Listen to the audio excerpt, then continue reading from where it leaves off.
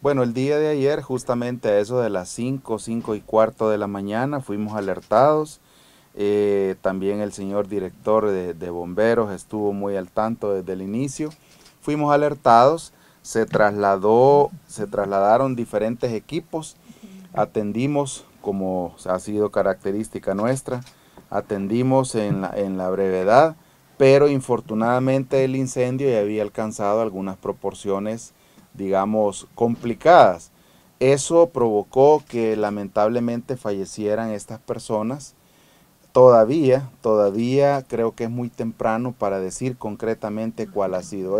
Hay dos hipótesis, ¿verdad? Una es el cortocircuito, exactamente, y otra es que pudo haber sido un problema de tambo de gas y cosas así, Una pero explosión por tambo de gas. exactamente, Sí. pero mientras no la unidad de inspectores del cuerpo de bomberos no determine, no me gustaría aventurarme. Sin embargo, es lamentable, es importante hacerle ver a la población que debemos tomarnos el tiempo para verificar cómo están las instalaciones eléctricas de nuestras viviendas, Sí. ¿verdad? En la mayoría de incidentes de este tipo, siempre hay, y es, digamos, es un poco triste decirlo, siempre hay un componente humano, ¿verdad? ¿A qué se refiere eso? Que siempre hay un descuido, que siempre, digamos que no le damos mucha importancia a aspectos claves. De repente vemos un, un, un Cable. cable, ¿verdad? Que es que medio achicharrado, un cable que ha perdido su estructura. Esos detallitos no deben verse muy a la ligera, o esas señales, mejor dicho, no deben verse muy a la ligera, y a la brevedad deberíamos buscar pues el apoyo de un electricista para que pueda hacer los cambios necesarios. El tema es que lamentablemente tuvimos ayer este incidente en el que hubo fallecidos.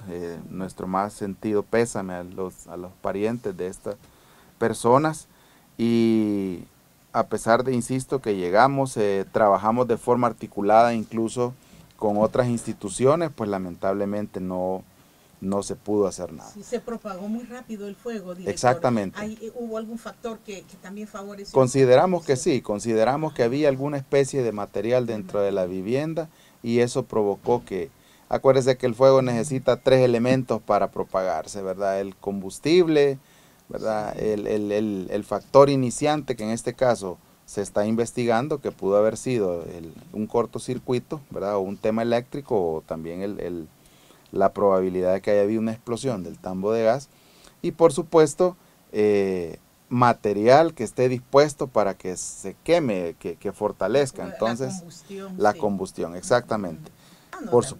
Por supuesto, eso es, de hecho, ayer mismo el director de bomberos hacía mucho énfasis en que lo correcto debería ser que en la noche, una vez se han terminado ya las actividades y todo, se tome el tiempo, nos tomemos el tiempo de desconectar el sistema de válvula, a fin de que no haya probabilidad de que pueda suceder un percance como este, a partir pues de una fuga de gas, ¿verdad? Ahora mismo es parte de las cosas que nuestros inspectores supervisan en cada uno de los restaurantes, que haya un sistema, se llama un sistema de corte automático, ¿verdad? Que si hay Ajá. un problema, que el gas pueda, o el flujo de gas se pueda suspender automáticamente. Ah, este es un sistema Detalle. que se está implementando, director. Digamos que siempre ha existido, lo Ajá. que pasa es que no siempre no siempre se han Estaba cumplido con funcionando, las sí. normas. Hoy por hoy, nuestros héroes, el cuerpo de bomberos, están trabajando a fin de que eso sí se cumpla,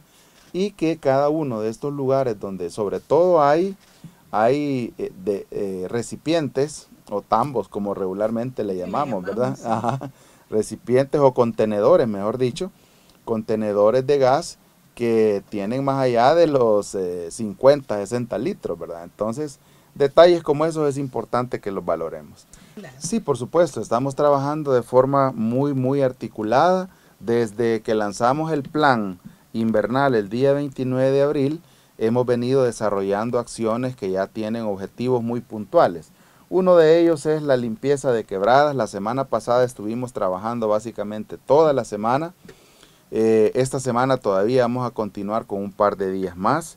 Es impresionante la cantidad de basura que sale de estas quebradas, Neri. Es impresionante y preocupante, pues, porque significa que no estamos acatando las recomendaciones de no tirar la basura a la calle, a los tragantes, y menos.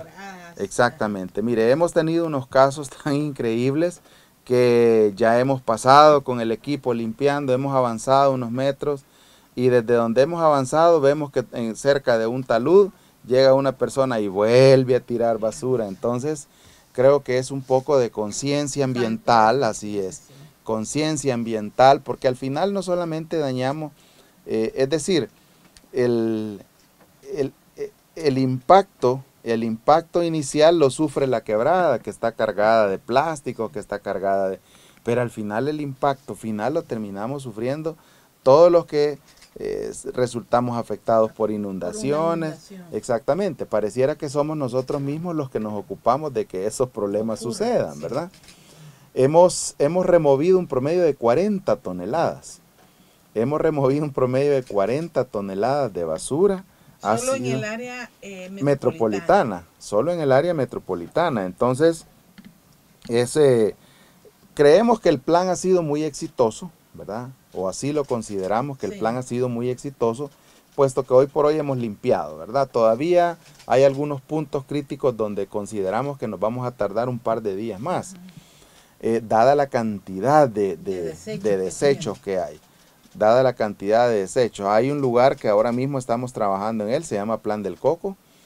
¿Dónde queda esto? Esto está cerca de ya casi llegando a Mexicanos, ¿verdad? Entonces, es increíble la cantidad de botellas, cantidad de plástico, entonces vamos. Cocinas en desuso lanzan. Bueno, hemos retirado hasta colchones, camas, cocinas en desuso, refrigeradoras. Sí. Entonces, pero bueno, tenemos un mandato, como siempre ha sido objetivo en nuestra administración, es poner a las personas en el centro de nuestro trabajo y no vamos a descansar a fin de que podamos reducir. De hecho, esta primera fase del plan se llama prevención y mitigación, ¿no? Entonces estamos reduciendo la probabilidad de que podamos tener inundaciones urbanas como en otros años, que han provocado cualquier cantidad de problemas, ¿verdad? Daños en los enseres eléctricos, ha provocado que personas tengan que salir de su casa a la medianoche a evacuarse, a refugiarse en algún albergue. Ya se terminó el garrobo. Hemos trabajado el garrobo, el Arenal Montserrat, hemos trabajado también la mascota, así es que, y ahí pues hemos dado atención a otras 2 quebradas más. Por supuesto que esta es la primera fase, ¿no? Y tal cual como usted lo ha dicho, ha incluido drenajes. Entonces, la siguiente fase es protección de taludes. Hemos coincidido con algunas personas que el tema de ver plásticos en taludes pareciera que se ve feo y todo, pero hoy por hoy es una de las mejores formas que tenemos para reducir, porque es importante decirlo, es decir, etimológicamente prevenir significa evitar que algo suceda, ¿verdad? Pero entonces, que tenga un impacto humano, exactamente, pero entonces a sabiendas de que eso es una de nuestro trabajo, es una de nuestras funciones, estamos también colocando plástico a fin de reducir la probabilidad de que haya infiltración. El plástico contribuye a esto. Por supuesto, el plástico bien puesto, y esto es algo bien importante, porque es que pareciera que en algunos años muchos gobiernos locales o municipales se ocuparon de ir a poner plástico, pero el plástico debe ser debidamente colocado con sus pines, con una orientación, buscando digamos también la forma natural de desagüe que tiene el talud que se está protegiendo. Entonces, esos detalles regularmente no siempre son considerados, así es. Ahora nos estamos ocupando de capacitar a un grupo de privados de libertad del programa Cero Ocio, porque este es un trabajo articulado, Neri. Estamos trabajando con el Cuerpo de Bomberos, los equipos tácticos de la Dirección General de Protección Civil, Policía, Fuerza Armada, y por supuesto el programa de privados de libertad Cero Ocio, que ha dado un gran aporte en cuanto a recursos humanos se refiere. Así es que se ha incluido el Ministerio de Obras Públicas, hemos tenido que movilizar hemos hecho acuerdos de trabajo con Mides porque a algún lugar tiene que ir a parar todos esos desechos, ¿no?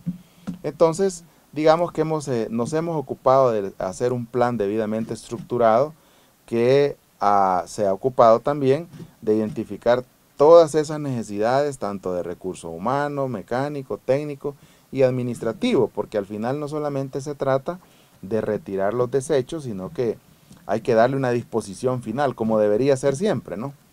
Ocurrió en Santa Ana, sí, por supuesto. De hecho, estábamos hablando con la mayoría de gobernadores y gobernadoras que están haciendo un excelente trabajo, no solamente han hecho un excelente trabajo en el tema de otro tipo de emergencias, sino que ahora se suman al plan invernal de una forma muy activa con cada una de sus comisiones.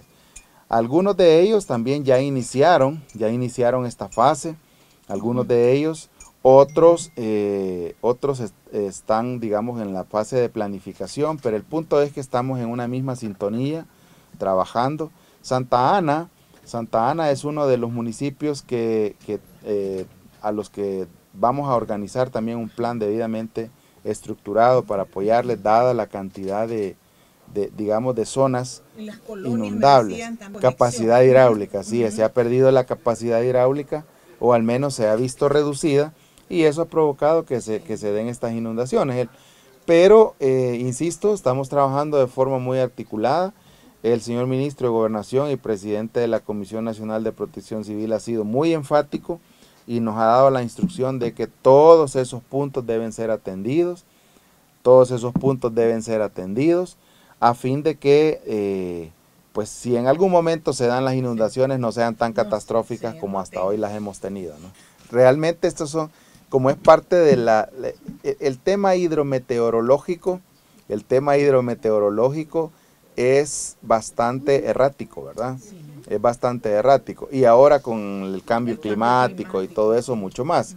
Sin embargo, es importante decirlo, el Ministerio de Medio Ambiente, que es nuestra mayor fuente de información técnico-científica, en todo momento, y básicamente tenemos una comunicación constante, en todo momento nos está orientando sobre cuáles son digamos, las probabilidades.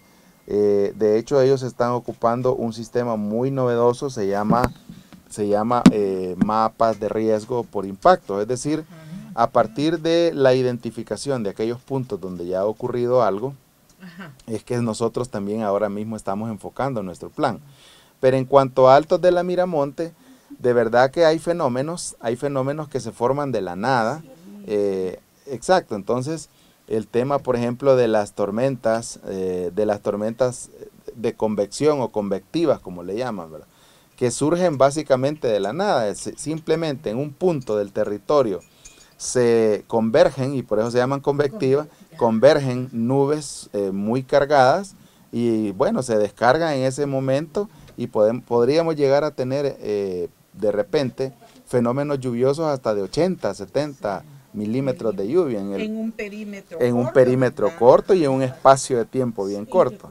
Exactamente, entonces a eso también hay que agregarle que hay fenómenos asociados a los vientos, ¿no? Entonces, que de repente se forman, bueno, en el mar le llaman escualas, ¿verdad? Las famosas escualas, entonces, que son los famosos remolinos, como comúnmente los conocemos. Uno lo conoce como remolinos. Exactamente, que pueden degenerar o pueden provocar ese tipo de situaciones. Así es que esto es lo que ha ocurrido, ya se ha hecho la evaluación de daño y por supuesto que en algún momento se dará el resultado de cuál es la situación en ese lugar. Por supuesto, de hecho parte del plan de trabajo que estamos desarrollando en el marco del Plan Invernal 2022 es atender todas aquellas situaciones que a partir de las lluvias, digamos, tienen que ser puestas en atención. Y por supuesto, de las cosas a las que hay que prestar justamente atención es que una vez empiezan las lluvias, la proliferación del zancudo pues es notoria, ¿verdad?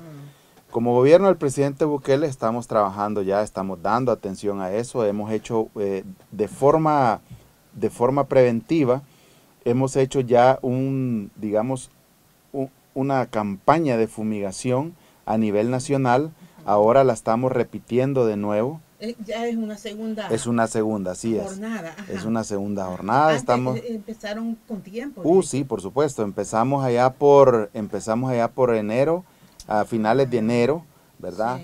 Sí. Sí, recuerdo que la lanzaron ahí en la Plaza de Banderas, En el Ministerio de Gobernación, exactamente. Pero estos son, digamos, eventos que no se pueden ver vistos como una sola vez. Estamos trabajando muy de la mano de forma coordinada y estructurada con el Ministerio de Salud. Entonces, ahora también se han incluido otras instancias, parte de, o una característica que ha tenido este gobierno es trabajar de forma articulada a partir de las competencias institucionales que tiene cada una de las instancias que lo conforman. En ese sentido, ahora se está desarrollando nuevamente el plan de fumigación que incluye digamos, una buena inversión. Hay vehículos con bombas termonebulizadoras. Tenemos también bombas, ellos le llaman pesada térmica, que regularmente se están utilizando en las madrugadas y al final del día. Es importante decirle a la población y hacerlo del conocimiento de ellos, porque se hace a esta hora para tener, digamos, la mayor efectividad posible, ¿verdad? Es importante que las personas, cuando escuchen que van esos vehículos, ¿verdad? Rociando o haciendo la fumigación, que abramos ventanas, que abramos puertas. Exactamente, esas son con las bombas termonebulizadoras. Eso se usa sobre todo en aquellas colonias donde tenemos viviendas con sistemas de pasaje, ¿verdad? O estructuradas por pasajes. Entonces van los brigadistas, van los equipos del programa Cero Ocio, acompañados de la policía, Ministerio de Salud. Importante que la población no se deje sorprender por cualquier otra persona que no esté debidamente identificada, ¿verdad? Exactamente. Entonces es importante que la población sepa que no se cobra, ¿verdad? Que es parte del trabajo que estamos desarrollando como Sistema Nacional de Protección Civil, y por supuesto también es parte del plan invernal. Insisto, este plan es un plan muy integral. No solamente estamos viendo, digamos, la parte reactiva, sino la parte prospectiva del riesgo que significa tener una temporada con altos índices de precipitación lluviosa. Así es que ahora mismo también viene ya la fase 2, la fase 1, que ha sido la limpieza de las quebradas, ha sido, insisto, muy importante, exitosa, decía usted. muy exitosa, muy importante. Han participado alrededor de 500 personas de las instituciones que ya he mencionado. Ahora vamos a la fase 2 del plan, que no solamente incluye seguir atentos a la reacción o a la reactividad que deberíamos tener por cualquier incidente. El caso de ayer, por ejemplo, ayer tuvimos alrededor de 4 accidentes de importancia, grave. Claro. Es el del bus de la ruta 113. De la Coster, sí. Del microbús de la Coster. Tuvimos varios lesionados. El mismo motorista había, sí, por supuesto. El mismo motorista había quedado atrapado, pero gracias a la pronta reacción de todas las instituciones, llegaron los equipos tácticos, el cuerpo de bomberos, fuimos apoyados por ambulancias del sistema de emergencias médicas, Cruz Roja, comandos. Entonces, es decir, estamos demostrando a la población que cuando planificamos adecuadamente, cuando organizamos adecuadamente la respuesta, llegamos pronto. Y con esa prontitud lo que estamos haciendo, y porque no se puede decir de otra forma, dándole un segundo chance de vida a las personas que han sufrido este percance. Ahora mismo el motorista pues se trasladó a un centro asistencial, cumpliendo con todos los estándares de atención prehospitalaria. De hecho, hay hasta vídeos en los que se ha podido demostrar por las habilidades y destrezas del personal. Y han estado capacitándose, ¿verdad? Por supuesto, por supuesto. Nosotros vemos, Neri, las emergencias con una visión holística. Es decir, tenemos personal que debe ser entrenado constantemente, que debe ser fortalecido en sus habilidades y destrezas. Muestra de ello también es el equipo de los guardavidas que están desplegados ahora en todo el país, ¿verdad? Ahora mismo también estuvimos desarrollando un curso para ellos, un curso que les ha permitido, este ha sido un trabajo organizado, vea qué interesante, este ha sido un trabajo organizado entre el Ministerio de Turismo, el Instituto Salvadoreño de Turismo y la Dirección General de Protección Civil, que se ha hecho una inversión muy considerable, muy fuerte. Se contrató a digamos, a un pool de instructores que tienen, digamos, la franquicia para poder acreditar a personal con una acreditación, perdón de la redundancia, denominada ILS, que es la acreditación de Salvamento Acuático Internacional. Entonces, esto para cuerpos de guardavidas. Exactamente, esos para el equipo de guardavidas de la Dirección General de Protección Civil. Así es que no solamente estamos haciéndonos de talento humano, de recursos humanos, sino que nos estamos ocupando de que este recurso humano pues esté debidamente certificado, entrenado, formado en sus habilidades y destrezas. Sí. Bueno, en principio hay que aclarar que las famosas certificaciones de riesgo, las famosas certificaciones de vulnerabilidad, en primer lugar no existen, o sea, eso no hay una instancia, como por ejemplo las calificaciones de riesgo que tienen que ver con el tema económico, ¿verdad? Que se basa... Hay firmas especializadas. Hay firmas especializadas, se basan en números concretos de crecimiento o de crecimiento económico, etcétera. En el tema del riesgo, eso no sucede. Entonces, no es que quiera descalificar los comentarios. Yo creo que cada vez que surge un comentario de estos para nosotros, debe ser un reto, ¿no?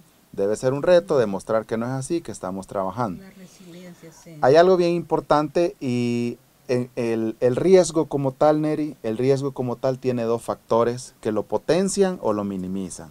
Uno, por un lado, es la amenaza, es decir, la probabilidad de que algo ocurra. Y por otro lado es la vulnerabilidad. ¿Qué es la vulnerabilidad? La fragilidad que tiene un ente de resultar afectado cuando la amenaza, que es el otro factor, se materializa. Exactamente. Entonces, ¿qué es lo que pasa? Decir que hemos avanzado o que hemos decrecido en cuanto al riesgo sin hacer un estudio verdadero de las amenazas y de los factores de vulnerabilidad, porque hay algo bien importante que decir también. La vulnerabilidad como tal, la vulnerabilidad global, si así le quisiéramos llamar, no es algo que debe evaluarse a la ligera. Inciden factores económicos, factores físicos que tienen que ver no solamente... Muchas personas de repente pueden decir, miren esa señora dónde ha construido su casa, ¿verdad? O sea, qué barbaridad. ¿Cómo le permitieron 10 segundos? Claro, ese es el factor físico nada más, que tiene que ver con el lugar donde se construyó la vivienda, por un lado, y por otro, los materiales que fueron utilizados. Usted, por ejemplo, va a una ferretería y pide un quintal de hierro, le dicen, ¿de cuál quiere? ¿Del comercial o bajo norma? Entonces, significa que si compro el comercial, no estoy llevando un hierro que debería cumplir con toda la normativa de construcción. Y esos apenas son dos factores, y a eso le sumamos, por ejemplo, el factor social, que se subdivide también en educativo, organizacional, cultural. Vea usted, por ejemplo, el tema ahora, si lo quisiéramos asociar con la limpieza de las quebradas. Factor de vulnerabilidad social cultural. Culturalmente, nosotros nos resulta mucho más fácil tirar la bolsa a la calle, que luego se va al tragante, del tragante a la quebrada y así sucesivamente. Entonces, insisto, no es desacreditar esos comentarios, al contrario, deben ser un reto, pero lo que sí podemos decir es que estamos trabajando de forma estructurada, organizada. Ahora mismo hemos desarrollado cualquier cantidad de inspecciones de riesgo que están dando resultados. Por ejemplo, en algún momento se declaró inhabitable algunas zonas del país, en otras se han declarado o se ha hecho una declaratoria de inhabitabilidad mientras se han construido sendas obras de mitigación, entonces que han incluido una inversión económica muy pero muy fuerte. Así es que lejos de decir que estamos decreciendo, yo creería que hoy por hoy el Sistema Nacional de Protección Civil, sobre todo de la mano del ministro de Gobernación actual, que ha decidido de verdad entrarle al tema de riesgo, entrarle al tema de la primera respuesta, que es clave. Nunca habíamos tenido una inversión como la que hoy hemos tenido, alrededor de 7, 8 millones de dólares. En prevención de... Exactamente, en recursos humanos, en equipamiento. Entonces, en mi opinión, creo que estamos creciendo y esto apenas comienza, Neri. Por supuesto, yo creo que todos, absolutamente todos, tenemos la responsabilidad de velar por nuestra seguridad, ¿no? De hecho, la protección civil se basa en 3 premisas. Número 1, ¿qué hago yo? ¿Qué hace Luis Amaya por hacerse de un lugar o un ambiente más seguro? La número 2, ¿qué hace Luis Amaya para buscar un ambiente seguro para su entorno familiar? Y la número 3, que es la importante, una de las más importantes, ¿qué hacemos como seres humanos, como miembros de una organización, como miembros de una sociedad, de un pueblo, de un cantón, de un barrio, para buscar la seguridad de forma conjunta, ¿no? Entonces, a partir de la primera premisa, yo creo que es importante que todos, absolutamente todos los salvadoreños, y bueno, los que vivimos en El Salvador, mejor dicho, recordemos que en primer lugar, la época invernal, y ahora lo que prevemos es que haya una cantidad considerable o importante de precipitaciones. Sí, ¿verdad? Por esto del fenómeno de la niña. Por el fenómeno de la niña, al menos ese es el fenómeno que tenemos. Ya lo dije antes, el fenómeno hidrometeorológico o climatológico suele ser un tanto errático. Por eso es que el Ministerio de Medio Ambiente está constantemente, ahora mismo le cuento que están haciendo, ya entramos al periodo en el que ellos cada día hacen una reunión, se llama reunión clínica, nosotros participamos y lo que se hace es un análisis diario tanto de hidrología, meteorología, ¿cómo se llama? Geología, es decir, considerando todos aquellos aspectos que podrían coincidir en una tormenta que deje abundantes precipitaciones. Yo creo que es importante que la población se ocupe de limpiar sus canales, hay que evitar que regularmente, ahora que estamos en la fase de transición, en la fase de transición, es decir, de la época seca a la época húmeda, es usual que tengamos tormentas que regularmente se presentan en la noche. Entonces, es importante que no nos despierte un canal que está obstruido. Exactamente. Entonces, tenemos que hacer lo propio, ¿no? Tenemos que hacer lo propio, revisar cómo están el sistema de canaletas, de tuberías, de nuestra casa, ocuparnos, si es posible, hacer pequeñas obras de mitigación, sobre todo aquellos que vivimos cerca de taludes. Es decir, todos podemos hacer algo en función de que la época invernal pase sin dejar mayores problemas. No obstante, como gobierno del presidente Bukele estamos trabajando, ya le comentaba, que ahora viene la fase 2, que es la protección de taludes. Y por supuesto que nos vamos a enfocar en aquellos puntos donde hemos tenido situaciones críticas. Podríamos hablar de un poco más de 1.500 puntos. Entonces, es un número bastante considerable.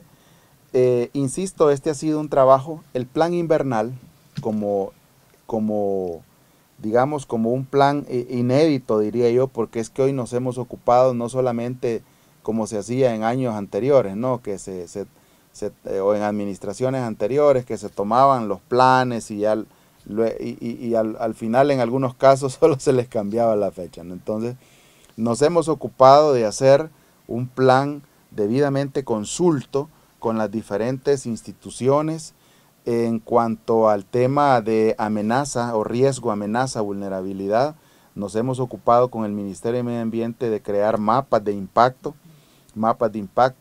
¿Y cómo surgieron esos mapas? Bueno, surgen a partir de las ocurrencias de fenómenos o de situaciones o incidentes que hemos tenido en puntos estratégicos del país. Y que siempre se presentan. Entonces, hemos analizado información, Neri, analizado información hasta de 10, 15 años atrás, considerando aquellos eventos de gran envergadura. Tormenta tropical Stan, tormenta tropical Ida, tormenta 12E. Es decir, por ejemplo, si en cada una de esas tormentas tuvimos inundaciones en un lugar específico, es obvio que si ahora tenemos una que está considerada, ¿no?, como hipótesis de riesgo, si ahora tenemos otro evento parecido a eso, ese debería ser un punto de interés. Ahí la municipalidad debe tener eso. Exactamente, ese es parte del trabajo articulado que tenemos que hacer. Ese debe ser un punto de interés Y por supuesto, de nuestra parte, fortalecer las capacidades. Le cuento que ahora mismo estamos organizando, equipando y estructurando equipos tácticos que van a tener presencia en todo el país, a fin de que la respuesta pueda ser expedita, ¿no? Rápida.